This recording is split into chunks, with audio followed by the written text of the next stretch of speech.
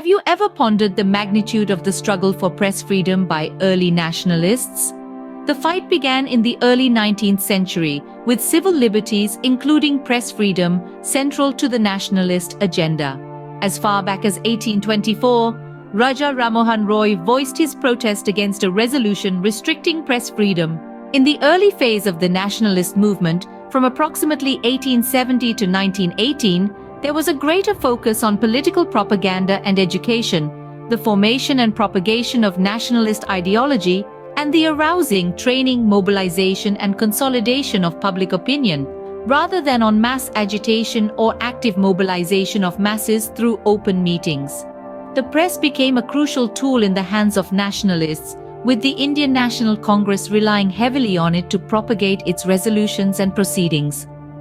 A surge of newspapers emerged during these years, led by distinguished and fearless journalists.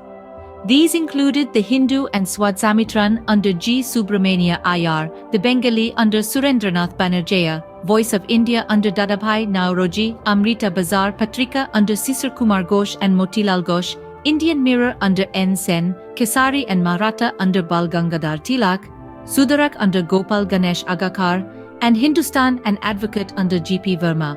Other notable newspapers included Tribune and Akhbariyam in Punjab, Gujarati, Indu Prakash, Dhyan Prakash and Kal in Bombay, and Som Prakash, Banganivazi and Sadarani in Bengal.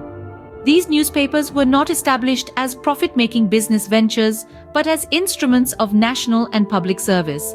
They had a wide reach, stimulating a library movement. Their impact extended beyond cities and towns, reaching remote villages where every news item and editorial would be read and discussed thoroughly in local libraries, serving the dual purpose of political education and participation. These newspapers critically scrutinized government acts and policies, acting as an institution of opposition to the government. The government, in response, enacted many strident laws, such as Section 124A of the Indian Penal Code, which stipulated that anyone trying to cause disaffection against the British government in India could be transported for life or for any term or imprisoned up to 3 years. But nationalist-minded journalists cleverly devised strategies to subvert these legal hurdles. The national movement, right from its inception, championed press freedom. The Indian newspapers became highly critical of Lord Lytton's administration, especially regarding its inhuman treatment of the victims of the famine of 1876-77.